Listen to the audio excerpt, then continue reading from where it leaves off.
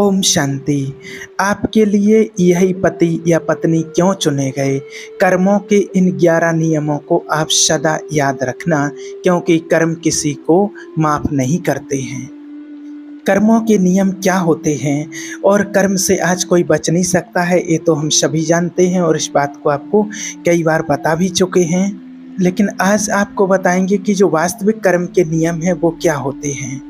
इस जीवन में आपका कोई भी पार्टनर है, आपके पति हैं, पत्नी है या परिवार में कोई भी संबंधी है, आपके पिता हैं, भाई है, बेटा है, कोई भी हो सकते हैं, पड़ोसी हो सकते हैं।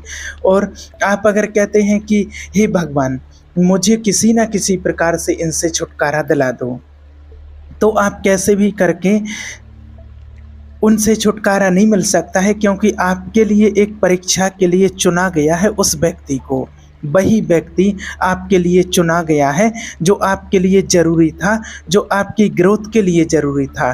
क्योंकि जिस चीज़ से आप भागोगे वही चीज़ आपको मिलेगी, वही चीज़ आपके पास लौट करके आएगी, उससे आप बच नहीं सकते हैं। तो आज आपको बताएंगे कि कर्मों के वास्तविक नियम, वास्तविक सिद्धांत क्या होते हैं। और कर्मों के ये 11 नियम हैं, ये सिद्धांत हैं, और ये आपके जीवन में आप बहुत कुछ समझ पाएंगे इन कर्मों के बारे में। इन कर्मों के नियम से आपकी जीवन, आपका लाइफ चेंज हो जाएगी, बदल जाएगी। आज जो आपको नियम बताने वाले हैं, वैसे तो काफ़ी चीज़ें आपको पता होगी, लेकिन जो आज विस्तार से बताने वाले हैं कुछ हद तक ही आप जानते हैं, लेकिन आप ऐसा नहीं जानते होंगे। तो देखिए, कर्म के सिद्धांत का मुख्य पार्ट क्या होता है। सबसे नंबर 1 जो पहला सिद्धांत होता है वो है ग्रेट लॉ। ये एक ऐसा महान कानून है। वैसे तो आपने इसके बारे में सुना ही होगा, सभी जानते हैं कि जैसा बोगे वैसा काटोगे। लेकिन इस बात को आप अपने जीवन में उतार नहीं पाते हैं, अपने जीवन में इस चीज़ को धारण नहीं कर पाते हैं, इस नियम को लागू नहीं कर पाते हैं। जैसा करोगे आप, उस हर एक एक्शन का रिएक्शन जरूर होगा, हर क्रिया की प्रतिक्रिया होती है। कर्मों से आप कभी भी बच नहीं सकते हैं। कोई भी छोटे से छोटा कर्म जो आपने कभी भी किया, दुनिया से छुपकर भी आपने क्यों न किया हो, लेकिन आप उससे भाग नहीं सकते हैं, क्योंकि अब दुनिया से तो छिपा सकते हैं, लेकिन आप ईश्वर से कोई भी कर्म नहीं छिपा सकते हैं, ना उससे बच सकते हैं, क्योंकि कर्म का सिद्धांत अटूट है। इसलिए एक महान कानून है, ग्रेट लॉ है।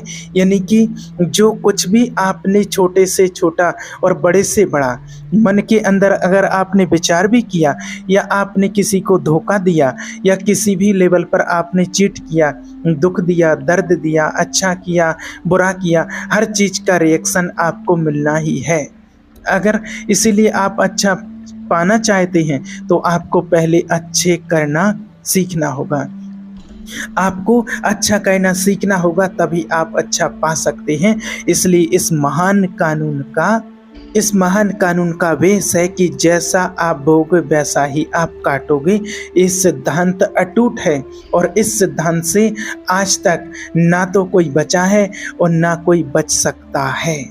इसलिए लॉ ऑफ अट्रैक्शन की तरह ये भी है। जैसे लॉ ऑफ अट्रैक्शन का सिद्धांत है, ऐसा ये भी सिद्धांत है कि जैसा आप सोचते हो वैसा ही आप बनते जाते हो। तो अगर आप अच्छा बनना चाहते हो तो आप अपने अंदर अच्छी सोच डालिए, क्योंकि आप जैसा सोचेंगे वैसी ही चीज़ें आपके जीवन में अट्रैक्ट होंगी। ये पहला नियम है कर्म का सिद्धांत। कर्म का जो दूसरा सिद्धांत है वो है लॉ ऑफ क्रिएशन। ये एक ऐसा नियम है जिसमें जो आप देखते हैं ये यूनिवर्स है, और ये यूनिवर्स ऐसे ही काम नहीं करता है। इसमें आपकी प्रेजेंटेशन चाहिए, इसमें आपको होना चाहिए। तो इसमें आपके कर्म क्रिएट किए जाते हैं। लॉ ऑफ क्रिएशन, कर्म क्रिएट किए जाते हैं। अगर आप कुछ बनना चाहते हैं तो आपको एक्शन लेना पड़ेगा, आपके बिना काम नहीं होगा। आपके बिना जो आप चाहते हैं, ये है लॉ ऑफ क्रिएशन। आप क्रिएट कीजिए। भगवान बैठकर आपको कुछ भी अपने आप नहीं दे देगा कि आप इस संसार में, जिस व्यक्ति ने अगर कुछ भी पाया है तो वो कुछ भी अपने जीवन में जो पाया है तो उसने अपने ही एक्शन से उसने कुछ ने किसी ने कुछ पाया है तो वो अपने एक्शन से पाया है, इसलिए आप किसी को देख करके आपके अंदर जेलसी भी नहीं आना चाहिए, जेलसी भी नहीं कीजिए कि मेरे पास इतना कम क्यों है, इसके पास इतना ज़्यादा क्यों है। मतलब आपने जैसा किया है वैसा ही आपको मिला है। तो कर्म का इस सिद्धांत अटूट है, यह है निर्माण का नियम। आप अपने कर्मों के निर्माता स्वयं हैं, जैसा करना चाहते हैं वैसा ही आपको रिजल्ट मिलेगा। यह है निर्माण का नियम। इसका मतलब है कि अगर आप चाहते हैं कि आपके जीवन में सब अच्छा हो तो आप अच्छा कीजिए, अभी से आप करना शुरू कर दीजिए।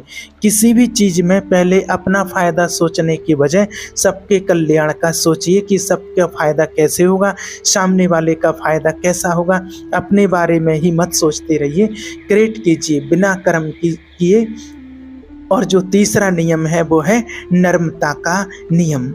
इसका मतलब है कि कर्म के सिद्धांत में बिल्कुल अटूट बात है कि अगर आप किसी भी चीज़ को स्वीकार करने से इनकार करते हैं वो आपके लिए जारी रहेगा। इसका मतलब ये है कि जैसे मान लीजिए इस जीवन में आपका कोई भी पार्टनर है, पति पत्नी है, कोई भी मित्र है, कोई भी आपको तकलीफ़ दे रहा है और आप कह रहे हैं कि भगवान कैसे भी करके आप मुझे इससे छुटकारा दिला दो, तो वो कैसे भी करके आपको छुटकारा नहीं मिलेगा। आपको एक परीक्षा की तरह चुना गया है आपके लिए वो व्यक्ति, और वही व्यक्ति चुना गया है जो व्यक्ति आपके लिए ज़रूरी है, जो आपकी ग्रोथ के लिए ज़रूरी है।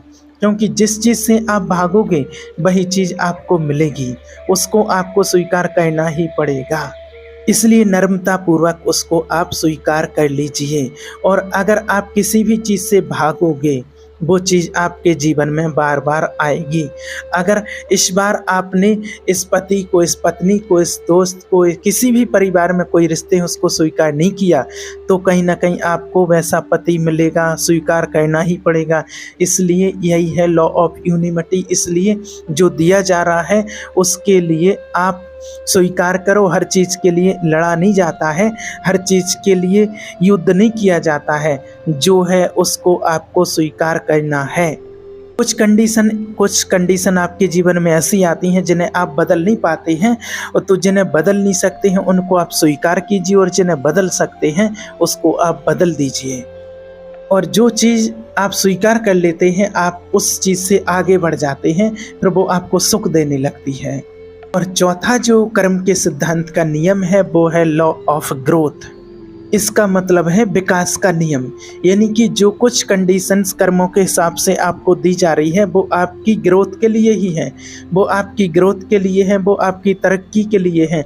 देखना, जीवन में आने वाली हर चैलेंज, हर सुविधा, हर जो भी आपके जीवन में दुख तकलीफ आती है, हर चैलेंज जो भी आपके जीवन में आता है वो आपको आगे ले करके जाता है। आप चेक करो, क्या आप आगे बढ़ रहे हैं? आप प्यार से बढ़ रहे हैं, इस शिकायत भाव से आगे बढ़ रहे हैं? आप खुश होकर के बढ़ रहे हैं या आप लड़ रहे हैं अभी भी? तो ये है लॉ ऑफ ग्रोथ। इसका अर्थ ही ये है कि आपको जो भी दिया जा रहा है वो आपके लिए ग्रोथ करने के लिए दिया जा रहा है। इसके लिए जिस चीज़ को आप स्वीकार करेंगे, जो भी मिला है, जो भी परमात्मा ने कंडीशन दी है, उसके हिसाब से आपको आगे बढ़ना है। यही आपके लिए पति पत्नी दिए हैं, यही माता पिता दिए हैं, यही पढ़ाई दी है, ऐसी ही कंडीशन है, ऐसा परिवार है, ऐसा गाँव घर शहर जो भी आपको मिला है, जो दोस्त कंडीशन जो कुछ भी आपको मिला है, ये आपकी ग्रोथ के लिए आपको ज़रूरी है। इसको आप स्वीकार कीजिए, और जितना आप इस चीज़ को रियलाइज़ करते जाएंगे उतना ही आप आगे बढ़ते चले जाएंगे। इन नियमों को आपको अच्छे से समझना है। नंबर 5वां है जिम्मेवारी का नियम, यानी कि लॉ ऑफ रिस्पॉन्सिबिलिटी। यानी कि आप अपने कर्मों के लिए खुद ही जिम्मेवार हैं, आप इनसे भाग नहीं सकते हैं। जो आप कर रहे हैं इसके लिए आप खुद ही जिम्मेवार हैं।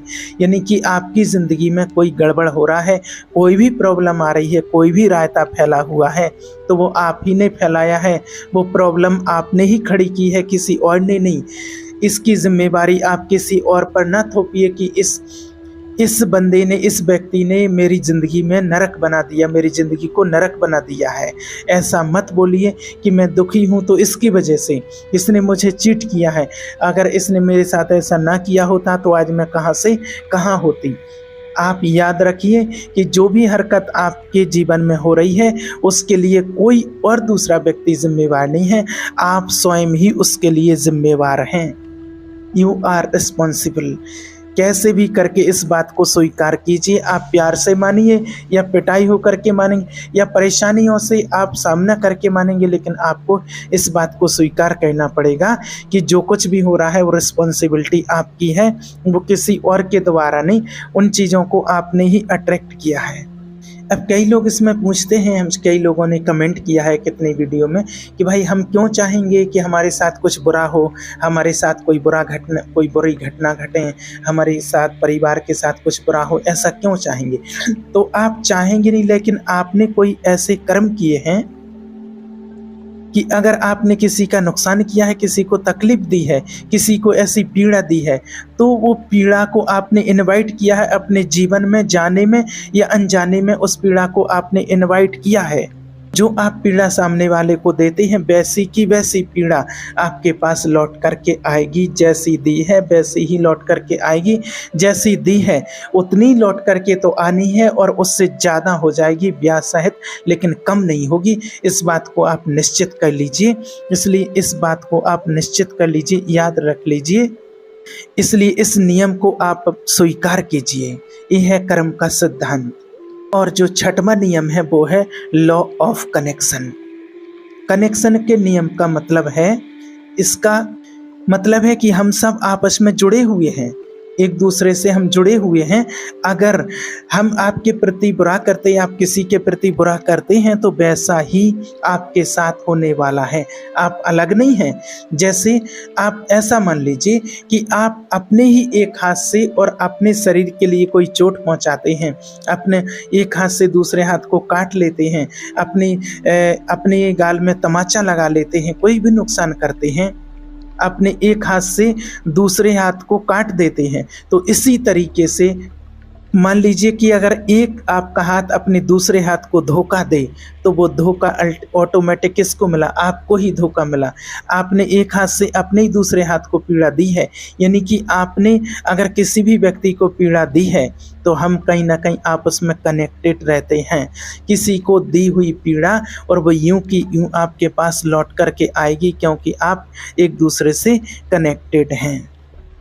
कई बार क्या होता है कि आपको लगता है कि ऐसा कोई कर्म नहीं किया, जैसे किसी व्यक्ति को किसी ने मार दिया और आपने मान लीजिए किसी से पैसे हड़प ले लिए किसी काम के लिए, और वो आप उससे दूर चले गए या वो व्यक्ति आपसे दूर चला गया, आपके जीवन से दूर चला गया और आपको लगा कि ये बात ख़त्म हो गई।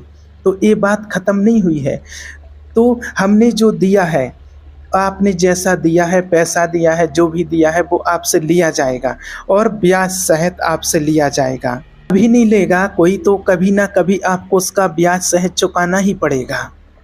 ये है लॉ ऑफ कनेक्शन। हम एक दूसरे से आपस में जुड़े हुए हैं। एक यहाँ की दी हुई तकलीफ हमें कभी ना कभी वापस लेनी ही पड़ेगी। अब इस बात को आप स्वीकार करें, माने या ना माने, लेकिन सत्य यही है, आपके मानने और ना मानने से प्रकृति के नियम में कोई फर्क नहीं पड़ता है। नियति का नियम यही है। अब नंबर 7 है फोकस का नियम, लॉ ऑफ फोकस। फोकस का जो नियम है, इसका मतलब ये है कि एक समय में एक ही चीज़ पर आप फोकस कीजिए। आप एक समय पर एक ही चीज़ पर फोकस कीजिए। कर्म के सिद्धांत में ये बात आती है कि अगर आपका फोकस एक साथ अगर बहुत सारी चीज़ों पर फोकस करते हैं, तो वो अपने कर्म से, अपने उसका जो लक्ष्य होता है, अपने लक्ष्य से वो भटक जाते हैं। एक ही चीज़ पर आप फोकस कीजिए। और आपके जीवन में 10 चीज़ें बहुत इम्पोर्टेंट हैं, लेकिन आप उस टाइम पर जो कार्य कर रहे हैं, उस टाइम पर एक ही चीज़ पर आप फोकस कीजिए। जो प्रेजेंट में आप कर रहे हैं कि इस काम से इम्पोर्टेंट, इस चीज़ से, इस व्यक्ति से और कुछ नहीं है, तो पूरा फोकस आप उसी पर कीजिए। इसका मतलब ये है कि पूरी फोकस के साथ, पूरे ध्यान से आप कर्म कीजिए। पूरे ध्यान से आप कर्म करेंगे, स्किप नहीं कर सकते। आप बाद में कोई बहाना नहीं कर सकते हैं कि अरे मुझे नहीं पता था, मैं नहीं जानता था कि ऐसा हो जाएगा, गलती से ऐसा हो गया है, मेरा ध्यान तो कहीं और था, गलती से मेरे से गलती हो गई है। तो ऐसा नहीं होता है। और जिस व्यक्ति के साथ आप कोई भी कार्य करते हैं तो आप इंटेंशन डालिए उसके ऊपर कि इससे इसका भला हो। जैसे मान लीजिए आप किसी को खाने के लिए देते हैं या आपकी कोई शॉप है, दुकान है, उस पर कोई ग्राहक आते हैं, तो आप जो सामान उसको दे रहे हैं, आप कुछ दे रहे हैं, जो कुछ भी दे रहे हैं, तो उसमें इंटेंशन डाल के दो, उसमें शुभ भावना डाल के दो कि इससे इस व्यक्ति का भला हो, इसका कल्याण हो जाए। केवल अपने फ़ायदे की मत सोचो, अपने फ़ायदे के लिए नहीं, पहले उसके फ़ायदे के लिए सोचो, तो आपका फ़ायदा ऑटोमेटिक होगा। नंबर 8 है आदित्य का नियम।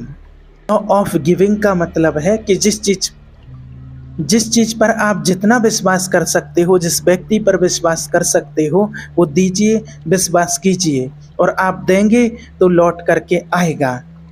आप पहले देना सीखो। जो चीज़ आपको चाहिए, चाहे आपको प्यार चाहिए, आपको धन संपत्ति चाहिए, जो भी आपको अपने जीवन में चाहिए, पहले वो हम देना सीखें, क्योंकि ज़मीन में जब एक बीज बोते हैं तब उससे कई गुना बढ़ कर के हमें मिलता है। तो पहला हमें देना सीखना चाहिए।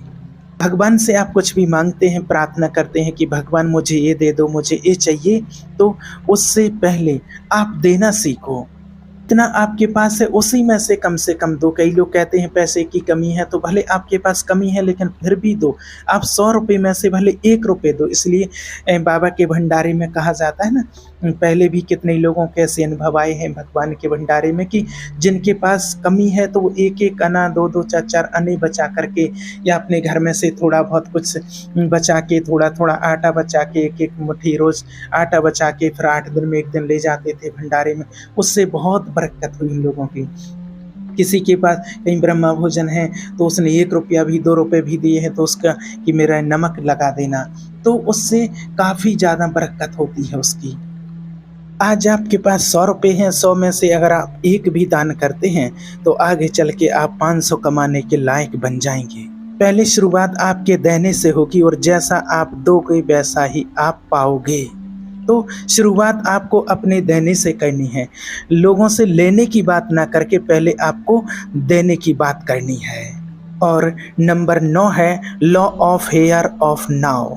इसका मतलब है कि जो आपके पास है वो आज है, अभी है। अगर आपके पास्ट में भी आपने कोई गलती की है तो आप उसको पीछे जा करके नहीं सुधार सकते हो, उसको आपको अभी प्रेजेंट में आज ही और यहीं सुधारना होगा। और अगर फ्यूचर में भी आपको कुछ अच्छा पाना है तो अभी ही आपको उसके बीज डालने पड़ेंगे। जो कुछ भी है वो यही है। आपको अगर आगे अच्छा चाहना है तो अभी आपको उसका बीज बोना ही पड़ेगा। अब आप सोचते हैं कि आगे चल के फ्यूचर में हम कुछ ऐसा काम करेंगे जिससे सब कुछ ठीक हो जाएगा। जो लोग ऐसा सोचते हैं ना, कहते हैं आगे चल के हम थोड़ी ये परिस्थिति ठीक हो जाए, फिर आगे चल के हम अच्छा मेडिटेशन करेंगे, शिव बाबा को याद करेंगे, श्रीमत पर चलेंगे, सब कुछ करेंगे, बहुत अच्छे से अच्छा करेंगे, मैं जब बिल्कुल फ्री हो जाऊंगा।